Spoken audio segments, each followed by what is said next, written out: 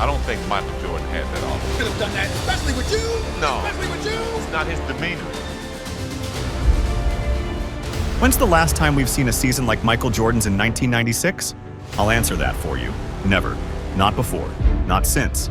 Jordan didn't just come back from retirement. He came back with a vengeance that shook the entire basketball world to its core.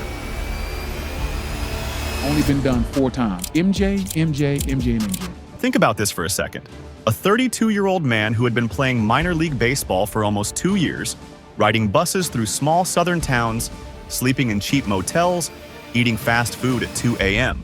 This same man came back and led the Bulls to a 72-10 record, the best in NBA history at the time.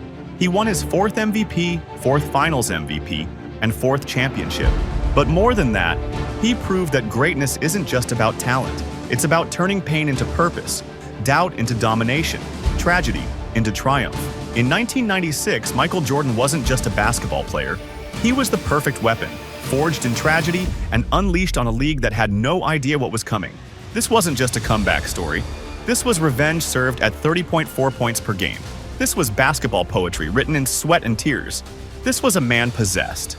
It all started with 2 words that changed everything. I'm back. At 25, reached 25,000 faster than anybody in NBA history. But to understand why those words meant so much, why they sent shockwaves through not just basketball but the entire sports world, we need to go back to where it all fell apart. We need to understand the darkness before we can appreciate the light. July 23, 1993, North Carolina. Michael Jordan's father, James Raymond Jordan Sr., was murdered while sleeping in his car, the same red Lexus SC400 that Michael had bought him just months earlier. 11 days later, his body was found in a swamp in South Carolina. He was killed by 2 18-year-olds during a robbery who didn't even know who they'd killed. They just wanted the car. The man who taught Michael everything, who was his best friend, his confidant, his anchor, in a world gone mad with fame gone. James Jordan wasn't just Michael's father. He was his best friend. They talked every day. James would drive to Chicago just to watch practice. He'd sit courtside at every home game, always wearing that knowing smile. He was the one person who could keep Michael grounded, who could tell him the truth when everyone else was afraid to. Jerry Reinsdorf, the Bulls owner, remembers seeing Michael at the funeral. I'd never seen him like that. This was a man who never showed weakness, never showed doubt. But that day, he looked lost, like a little boy who couldn't find his way home. Just 3 months later, October 6, 1993, a broken Jordan shocked the world at a hastily arranged press conference at the Bulls' practice facility. The room was packed, cameras everywhere. Jordan walked in wearing a dark suit. His voice cracked when he spoke. I'm retiring. The greatest basketball player in history. At the peak of his powers, walking away at 30 years old, he'd won 3 straight championships, 3 straight finals MVPs. He was unstoppable, invincible. But without his father watching, what was the point? The joy was gone. Basketball had become a business, a burden. Every game reminded him of who wasn't there. David Stern, the NBA commissioner, was in his New York office when he got the call. I thought it was a joke, he said later. Michael Jordan doesn't retire at 30. It doesn't happen. But then I heard his voice and I knew. The game had lost its greatest player, and there was nothing anyone could do about it. And the way he wants to live, I think that's something that most people aspire to. So Jordan did what his father always dreamed of. He played baseball. Think about the courage that took. The greatest basketball player on earth, a global icon, a man who could do no wrong on a basketball court, decided to start over in a sport he hadn't played since high school. For 17 months, he was hitting .202 for the Birmingham Barons, the White Sox AA affiliate, riding 12-hour bus trips through small towns in Tennessee and Alabama, striking out against 22-year-old kids who grew up with his poster on their walls. Terry Francona, his manager in Birmingham, tells this story. First day of spring training, Michael shows up at 5 a.m. Nobody else is there. He's in the batting cage, just him and a pitching machine. I asked him why so early. He said, I'm 31 years old trying to learn to hit a curveball. I can't afford to waste time. For 17 months, Jordan lived a different life. No private jets, no 5-star hotels, no adoring crowds. Just Michael, a bat, and a dream that belonged to his father. His teammates were kids making $850 a month. Michael was making $850 a month too. He insisted on the same salary as everyone else. He rode the same buses, ate the same terrible food, stayed in the same motels where the air conditioning barely worked. Meanwhile, the NBA moved on without him, or tried to. Hakeem Olajuwon won 2 titles. The Rockets dynasty was born. The Magic emerged with Shaq and Penny the future, everyone said. The new faces of the NBA. Young, dynamic, unstoppable. People started asking the question nobody thought they'd ask. Did we already see the best of Michael Jordan? Was it over? Had Father Time and personal tragedy finally done what no defender could? The league felt different without him. TV ratings dropped by around 30%. Nike's stock price fell. Kids started wearing Shaq's shoes, Penny's shoes. The Jordan era felt like ancient history. 2 years is a lifetime in professional sports. But in Birmingham, something was happening. Jordan was getting better. Not good enough for the majors, but better. His average climbed from 202 to 252. He stole 30 bases. He was learning discipline, patience, humility. He was also healing. Every ground ball, every strikeout, every small success was for James. Then came the baseball strike of 1994. Spring training 1995 was canceled. Jordan found himself in limbo. He couldn't play baseball, but he wasn't ready for basketball. Or was he? Nick Anderson, Orlando Magic. We were killing the Bulls that year. They were under .500. No chance at the playoffs. Then we started hearing rumors. Michael's been seen at the Bulls practice facility. Michael's working out. Michael's thinking about it. We laughed. No way, he's done. But Jordan was far from done. He was in the gym every night. Tim Grover, his trainer, said Jordan called him in February 1995. He said, "I want to get back to playing weight. Now." I knew what that meant. He was coming back. The workouts were brutal. Jordan had lost 15 pounds playing baseball. His legs were different. His timing was off. But his mind was clear for the first time since his father died. He knew what he wanted. He wanted to play basketball again. He wanted to win again. He wanted to feel alive again. Then came March 18th, 1995. No press conference, no ESPN special, just a 2-word fax sent to media outlets at 1:45 p.m. Eastern Time. The most famous fax in history. Jordan's agent, David Falk, wanted to write a proper press release. Something elegant. Something that captured the magnitude of the moment. Michael said no. He grabbed a pen, wrote 2 words on Bulls letterhead, and changed everything. "I'm back." That's it. 2 words that sent shockwaves through the sports world. In an era before Twitter, before Instagram, before breaking news alerts on your phone, a simple fax became the most famous message in sports history. Newspapers literally stopped their presses. ESPN broke into regular programming. The stock market reacted. Nike jumped 30 points in 2 hours. The United Center switchboard crashed from people calling for tickets. Scalpers were getting $1,000 for nosebleeds. When Jordan took the court against the Pacers on March 19th, wearing number 45 instead of his retired 23, it was like the Beatles reuniting. But here's the thing, that 1995 return, it wasn't perfect. Far from it. Rusty from baseball, wearing that strange number 45, Jordan looked human, mortal. He averaged just 26.9 points in the regular season. Good for most players, pedestrian for him. His legs weren't there. His timing was off. In Game 1 against Orlando, he shot 8 for 22. He had turnovers in crucial moments. The Magic bounced them in 6 games in the playoffs. Game 1 was the disaster. Jordan had the ball stolen by Nick Anderson with 8 seconds left. Bulls down 1. The steal that changed everything. Anderson went to the free throw line, missed both, but the damage was done. Jordan looked confused, lost, old. After the game, Anderson made the mistake of his life. He told reporters, "Number 45 is not number 23. I couldn't have done that to number 23. Oh, Lord." Horace Grant, Jordan's former teammate now wearing Orlando blue, dominated the Bulls' front court. He averaged 18 and 11. He blocked Jordan's shot in Game 3. He talked trash. "This ain't 1993, Mike. We're the team now." People whispered what they'd been thinking. Maybe Jordan isn't the same? Maybe baseball took something from him. Maybe you can't just leave for 2 years and come back like nothing happened. Maybe Father Time finally caught up. Maybe the tragedy broke something that couldn't be fixed. Maybe we'd already seen peak Jordan, and this was the decline. B.J. Armstrong, Jordan's former backcourt mate. "I watched those Orlando games from home. That wasn't Mike." We talk about his competitive spirit. We talk about all of those things. But as good as he was in the game, and he was fantastic. The explosiveness, the killer instinct, it was dimmed. Not gone, but dimmed. People were writing him off. Big mistake. Oh, how wrong they were. Because what happened next wasn't just a comeback. It was basketball perfection. It was revenge served cold. It was the greatest I'll show you season in the history of professional sports. The summer of 1995 was different. Jordan locked himself in the gym with Tim Grover. No golf, no gambling trips, No distractions. Just work. He was a man possessed, Grover recalls.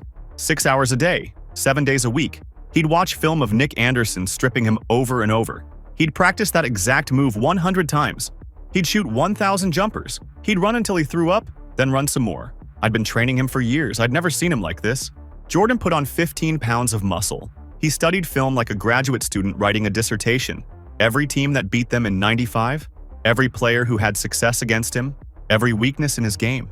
He made a list, a hit list. The Orlando Magic, Nick Anderson, Horace Grant, the Indiana Pacers, the New York Knicks. Every slight, every doubt, every whisper that he was done. He remembered everything, and he came back wearing 23. Randy Brown remembers the first day of training camp. Michael walked in, and the whole energy changed. This wasn't the happy-to-be-here Michael from spring '95. This was the Terminator. First scrimmage, he dunked on Luke Longley so hard, Luke needed help getting up. Then he looked at all of us and said, "Every game is going to be like a playoff game to me. Every single game. If you're not ready for that, get out now." The Bulls had made changes too. The biggest one wore number 91 and had more piercings than a punk rock band. Dennis Rodman. Yeah, that Dennis Rodman. The guy with the colored hair that changed daily pink, green, purple, rainbow. The wedding dress wearing, Madonna dating, Vegas gambling, practice skipping bad boy. The Bulls took a massive gamble, trading for the notorious troublemaker from San Antonio. Phil Jackson flew to Vegas to meet Rodman before the trade. Found him at a casino at 3 a.m. I said, "Dennis, can you play with Michael? Can you handle being the third option? Can you just rebound and defend and not cause problems?" Dennis looked at me, took a drink and said, "Phil, I just want to win. I'll do whatever it takes." Jerry Krause, the GM, was against it. The entire front office was against it. But Jordan wanted him. Why? Because Rodman averaged 14.9 rebounds that season. Because he played defense like a man possessed. Because he got in opponents' heads. Because when you're building the perfect weapon, you need perfect ammunition. Scottie Pippen was skeptical. We'd battled this dude for years in Detroit. He was the enemy. He tried to hurt us. Now he's our teammate. But Mike pulled me aside and said, "We need him. Trust me." When Michael Jordan says, "Trust me," you trust him. Opening night, November 3rd, 1995. United Center. Bulls versus Charlotte Hornets. The electricity in the building was different. This wasn't just another season opener. This was a statement game. Jordan had something to prove. The Bulls had something to prove. The crowd knew it. The Hornets knew it. Everyone knew it. From North Carolina at guard, 6'6", number 23, Michael Jordan. The roar was deafening. Jordan came out aggressive. First possession, he posted up Del Curry. Turnaround fadeaway. Good. Next possession, he stole the ball from Muggsy Bogues. Coast-to-coast dunk. The Hornets called timeout 90 seconds into the game.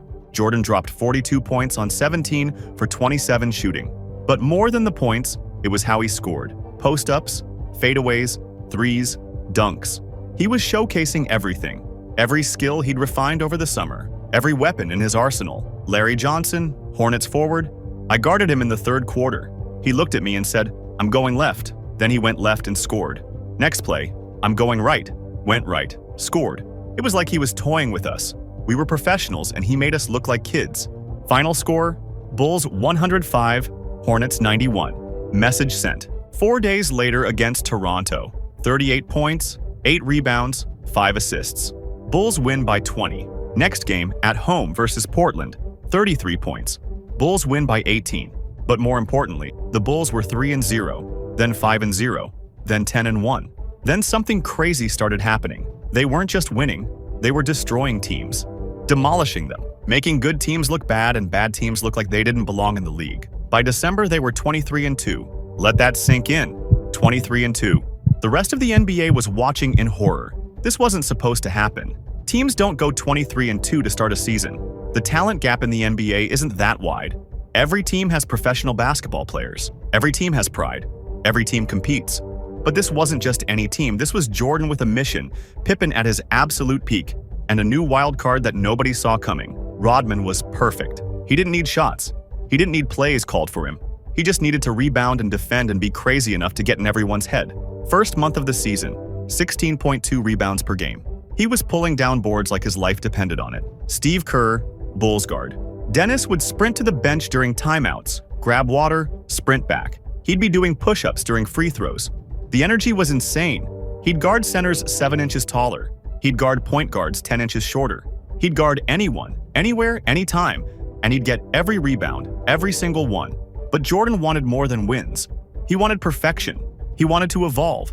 At 32 years old, when most players start declining, when legs start going, when the first step slows down, Jordan was transforming his game. That season, he shot 42.7% from three-point range, a career high. Think about that. The guy who was never known as a three-point shooter, who'd been mocked early in his career for not having range, suddenly couldn't miss from deep. It's like a power hitter in baseball suddenly hitting .400. It shouldn't happen. He completely reinvented his game, says Tex Winter, the architect of the triangle offense. The athleticism was still elite, but now it was combined with this surgical precision. He'd gotten stronger in baseball. His core was different. His balance was perfect. Every shot was on balance. Every move was calculated. He was playing chess while everyone else was playing checkers. December 13th, 1995. A date circled in red on Jordan's calendar. The Bulls are 17-2. The Magic are 17-5. Both teams are rolling, but this was personal. This was the team that eliminated the Bulls in the playoffs just 7 months earlier. The same Nick Anderson who stripped Jordan in Game 1 and then had the audacity to say 45 wasn't 23. The buildup was insane. ESPN had been promoting it for a week. Vegas had the Bulls as slight favorites, but everyone remembered what happened in May. The Magic were younger, more athletic. Shaq was unstoppable. Penny was the future. Grant knew all the Bulls' plays. Jordan was asked about Anderson's comments at shoot-around. He smiled that smile, the one that meant someone was about to die. I don't know what you're talking about, but everyone knew. Michael Jordan doesn't forget.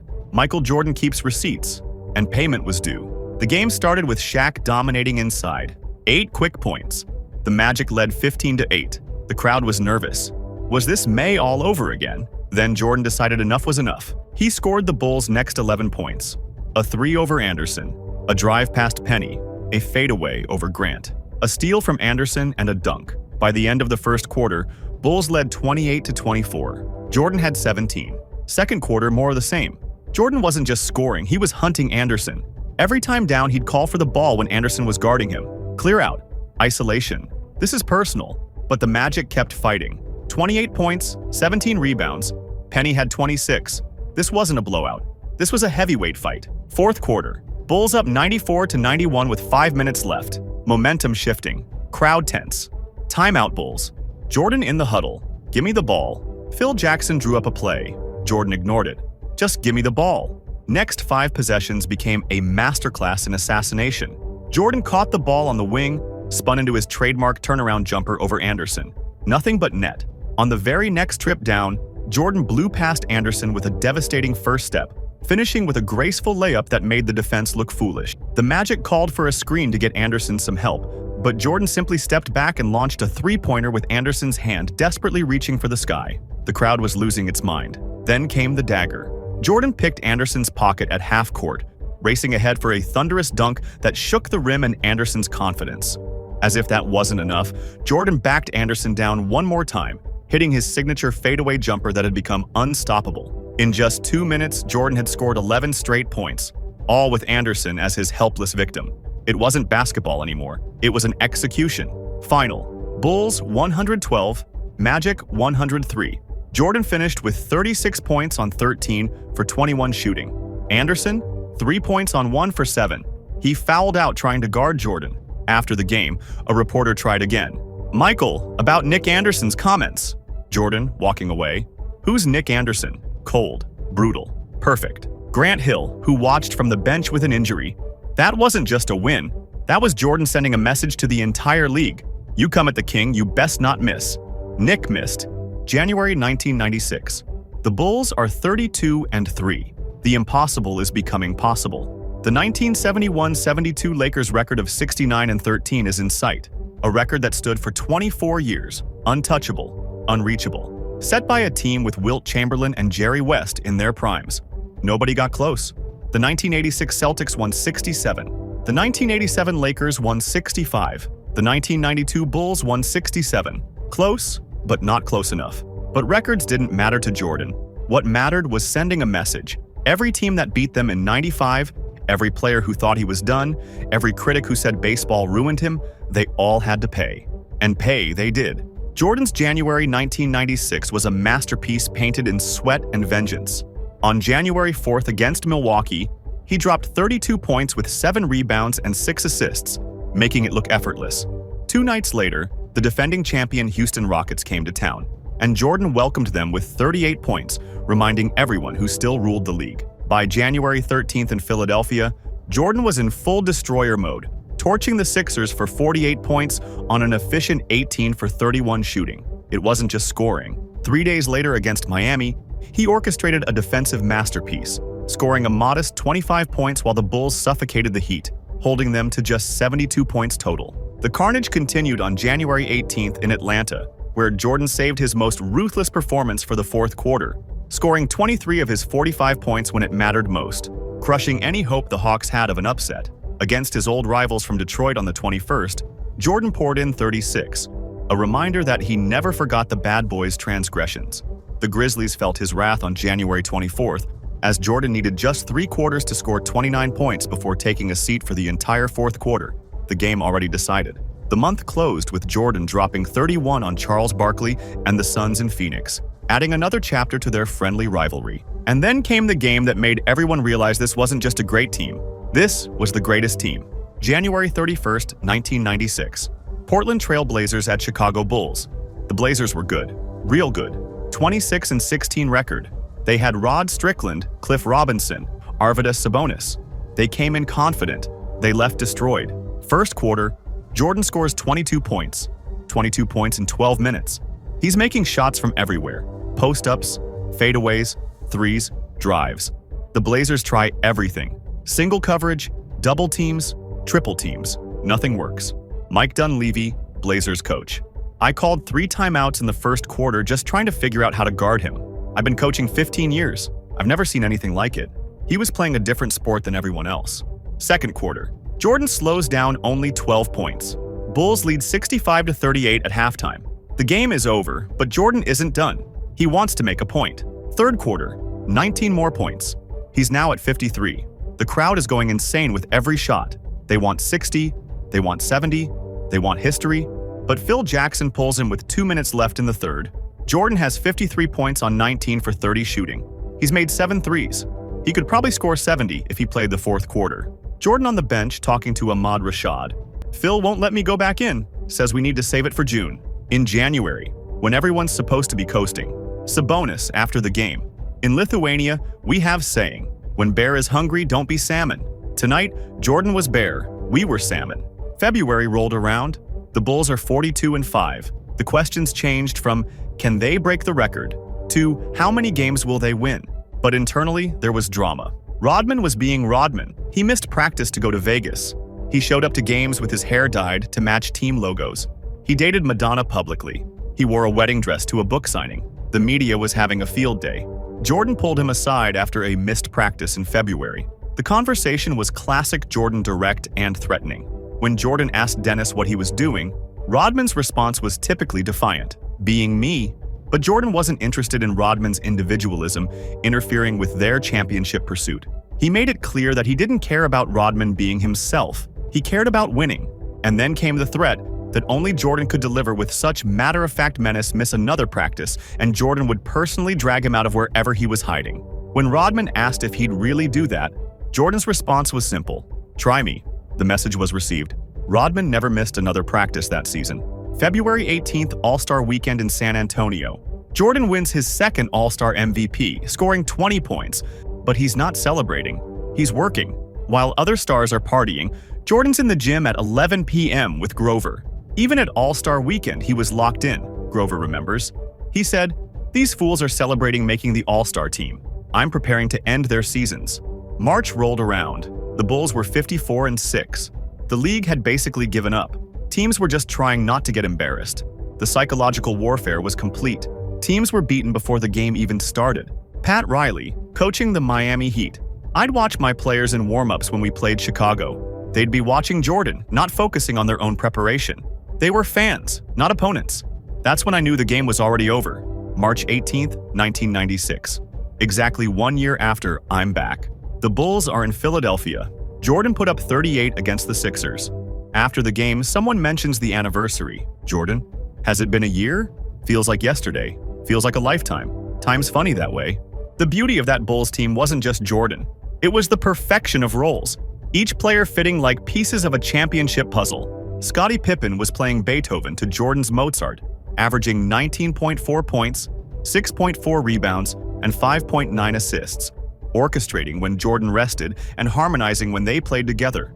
Dennis Rodman was a rebounding savant, pulling down 14.9 boards per game while destroying countless minds with his psychological warfare. Toni Kukoc, the Croatian sensation, had finally found his comfort zone, contributing 13.1 points off the bench as the perfect sixth man who could create his own shot or facilitate for others. Steve Kerr was the safety valve, shooting an absurd 51.5% from three-point range, always ready when teams triple-teamed Jordan. Ron Harper, once a 20-point scorer in his own right, had completely bought into his new role as a defensive specialist, using his size and experience to shut down opposing guards.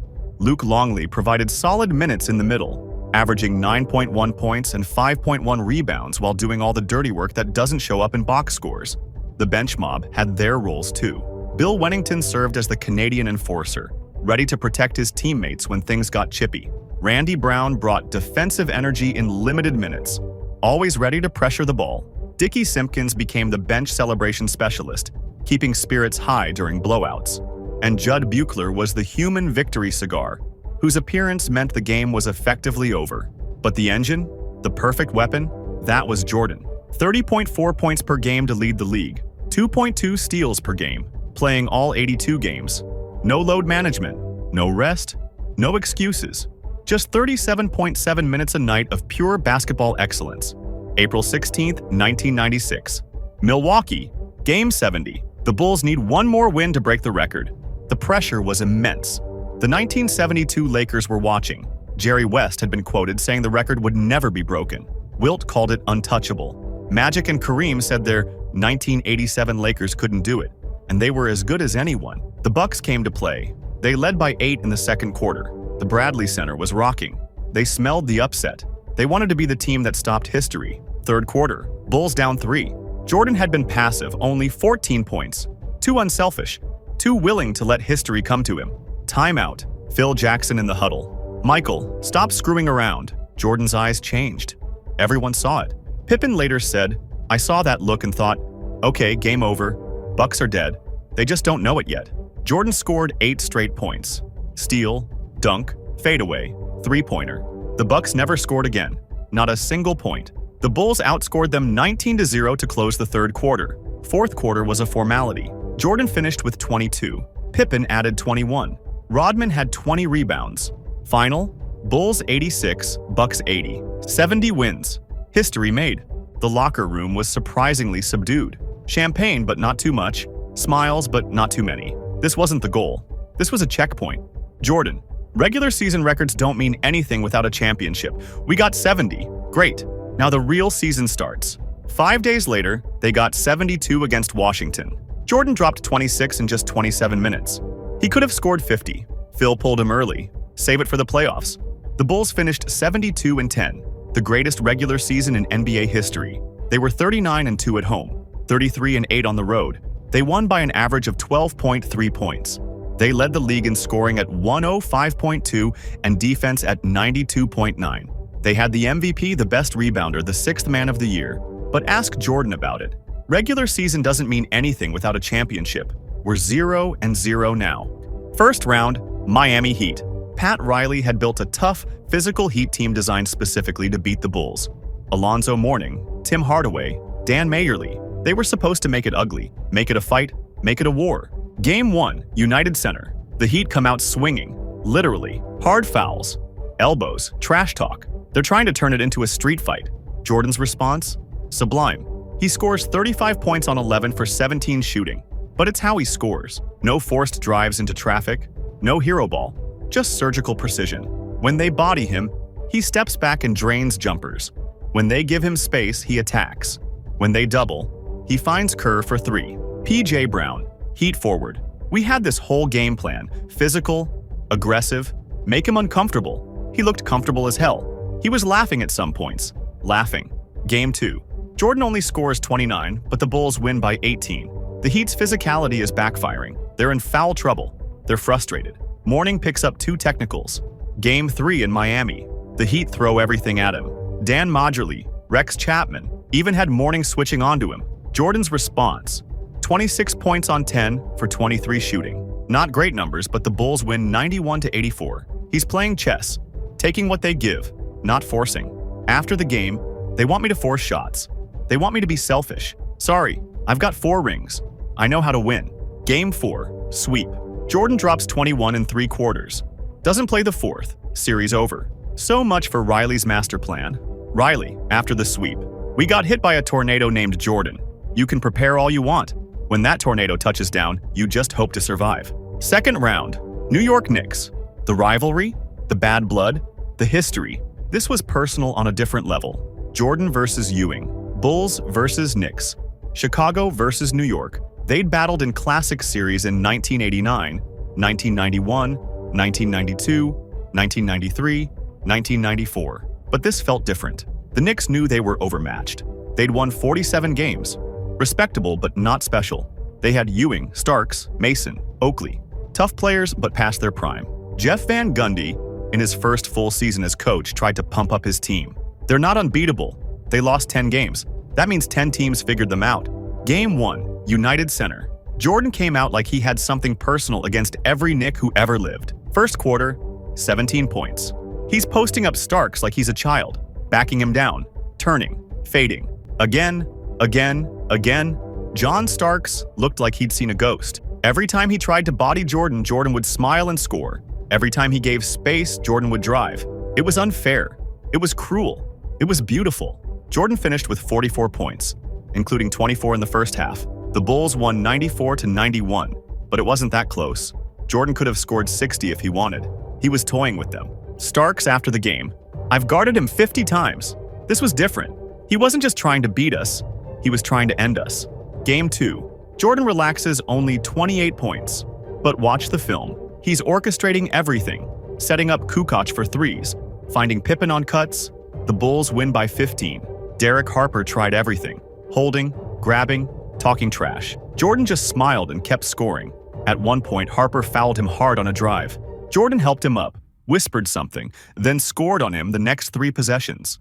Harper later revealed what Jordan said: "I'm going to make you quit basketball." Game 3 at Madison Square Garden. The Mecca.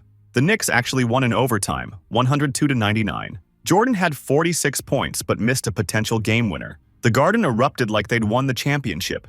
Van Gundy called it their championship. "We showed we can compete with anyone. We're not afraid." Game 4. Jordan came out angry, genuinely angry. How dare they celebrate like that? First play of the game, he dunked on Ewing. Just rose up and threw it down on the future Hall of Famer. Ewing, 7 feet, 240 pounds, looked small.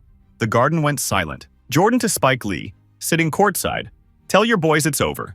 He finished with 35. The Bulls won by 9. The Knicks looked defeated. Game 5 back in Chicago. Elimination game. The Knicks actually led at halftime, 42-40. The UC was nervous. Was this going back to New York? Third quarter. Jordan time. He scored 17 points in 8 minutes. Not just points, daggers. A 3 over Starks. A dunk on Oakley. A fadeaway over Ewing. A steal and layup. Another 3. The Knicks called 3 timeouts, just trying to stop the bleeding. Bill Walton calling the game: "This isn't basketball anymore. This is Jordan reminding everyone why he's the greatest ever." Final. Bulls 94, Knicks 81. Series over.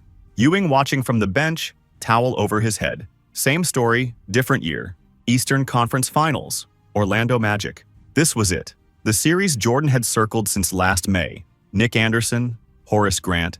The team that embarrassed them. The team that dared to think they were the future. But this wasn't the same Magic team. They'd won 60 games, but something was off. Shaq was dominant but frustrated. Penny was brilliant but inconsistent. They'd lost to Jordan's shadow all season. Brian Hill, Magic coach: "We won 60 games and nobody cared. It was all Bulls, all the time. It wore on our guys." Game 1, United Center. This wasn't a game. It was a statement. The Bulls didn't just want to win, they wanted to humiliate them, and they did. First quarter. Bulls 35, Magic 19. Jordan only took 6 shots, made 5. He was facilitating, getting everyone involved. The message: "We're so much better than you. I don't even need to score." Second quarter. The lead grows to 25, then 30, then 35. The Magic looked confused. Where was the team that beat them last year? Dennis Scott. We walked into that arena thinking we had a chance. By halftime, we knew. It wasn't just that they were better. It was that they were perfect. Final score, Bulls 121, Magic 83. A 38-point demolition. At one point, the Bulls led by 45 in a conference final against a 60-win team. Jordan. 21 points on 8 for 12 shooting in 27 minutes. He could have scored 40, 50, whatever he wanted. He didn't need to. The message was sent. Shaq was confused. Penny looked lost. Nick Anderson finished with 2 points on 1 for 7 shooting. He couldn't even look at Jordan during the game. Game 2, more of the same. Jordan had 35 this time, just because. Bulls win 93-88. The Magic were still fighting, but you could see the doubt creeping in. Game 3, in Orlando. The Magic's last stand. Their crowd. Their house. The game was over in 6 minutes. Jordan scored 11 straight points. Pippen had 3 steals. Rodman had 8 rebounds. The Bulls led 28-12. In Orlando, the crowd was silent. Jordan only needed 17 points. Why? Because the Bulls were destroying them as a team. 6 players in double figures. It was basketball perfection. Final, Bulls 86, Magic 67. In a conference final, a 19-point loss at home. Game 4, the funeral. Jordan wanted to end it. No Game 5, no return to Chicago. End it now. He scored 45 points. But it wasn't just the points. It was when he scored them. Every time the Magic tried to make a run, Jordan answered. At one point, he scored 11 straight Bulls points. Final, Bulls 106, Magic 101. Sweep, complete domination. After Game 4, Penny Hardaway was asked what happened. He just shook his head. Michael Jordan happened.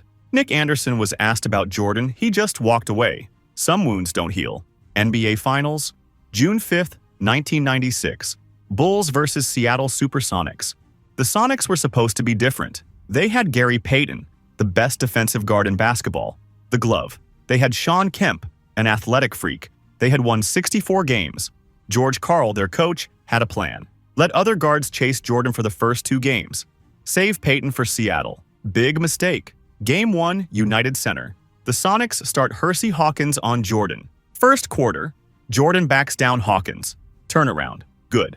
Jordan backs down Hawkins. Fadeaway. Good. Jordan drives past Hawkins. Dunk. Good. It's not even fair.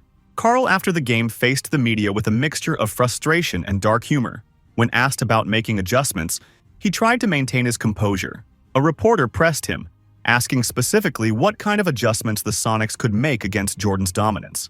Karl's response betrayed his helplessness. He didn't know, he admitted, before adding with gallows humor that maybe prayer was their best option.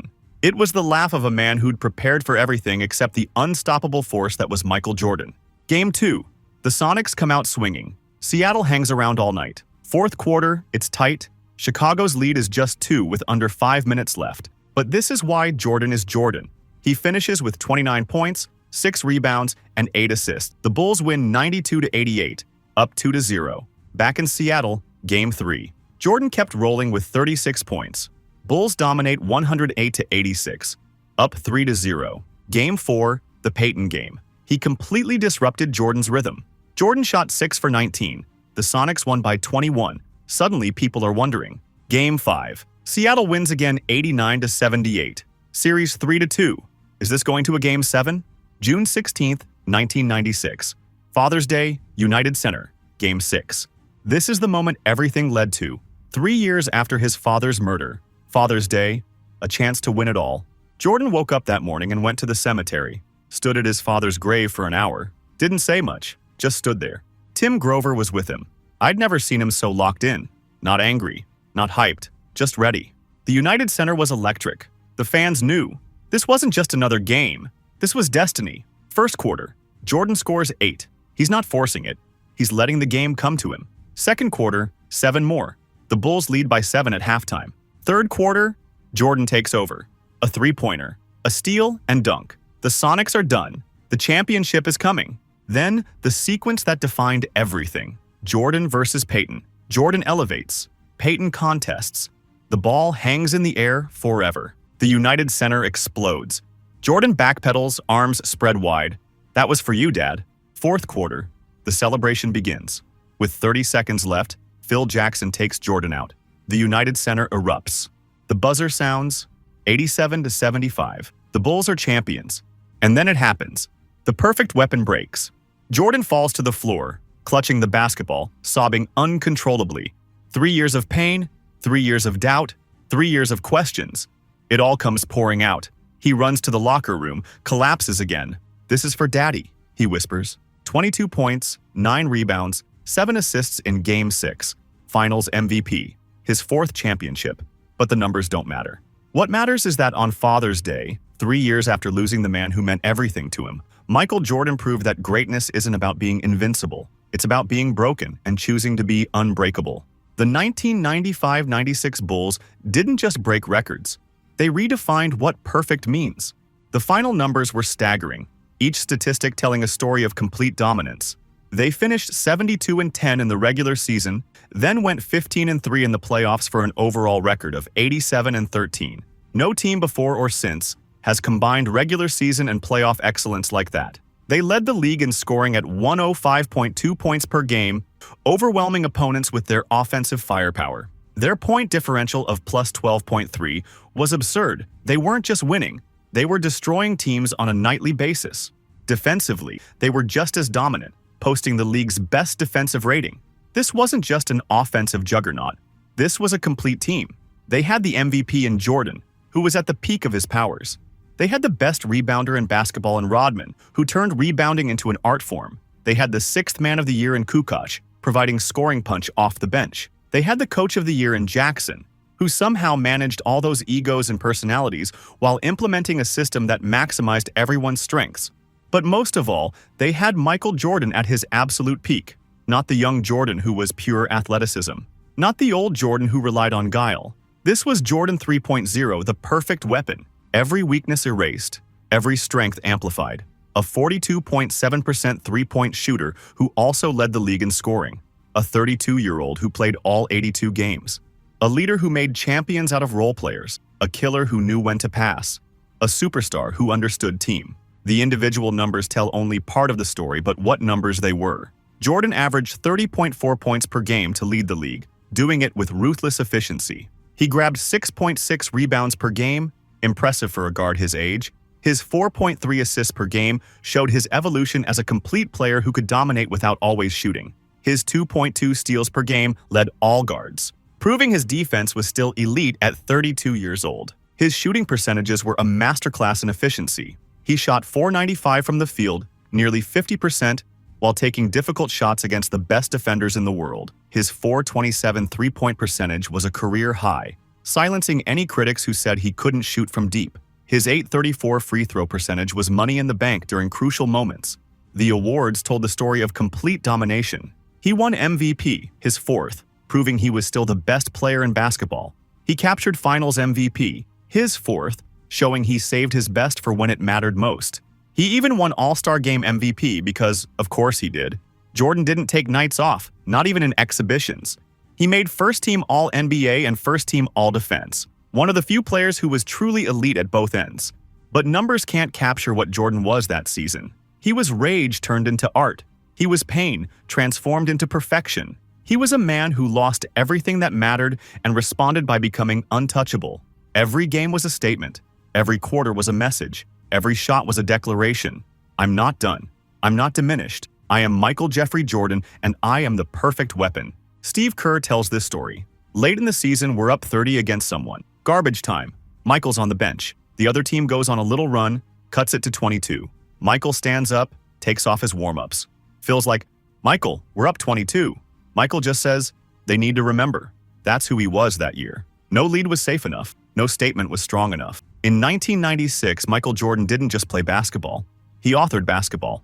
He wrote the definitive text on what it means to be great. The league watched in awe and terror as he systematically destroyed everything in his path. Not with hatred, but with something worse, indifference. He wasn't angry at opponents. They simply didn't matter. They were obstacles between him and perfection. Nothing more. The lasting image of that season isn't the records or the highlights. It's Jordan on the floor on Father's Day, clutching that basketball, crying for the father who would never see him play again. In that moment, the perfect weapon revealed its secret. It was powered by love. Love for a father. Love for the game. Love for the very idea of greatness itself. 1996. Michael Jordan was the perfect weapon because he was perfectly motivated, perfectly skilled, and perfectly surrounded.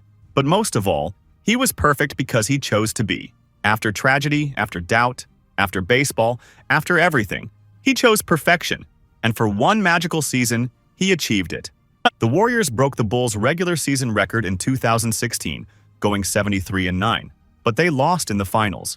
Records are made to be broken, but perfection is forever. And in 1996, Michael Jordan wasn't just great. He wasn't just the best. He was perfect, the perfect weapon. If you like this video and want to see more just like it, remember to like and subscribe. We've got plenty more coming.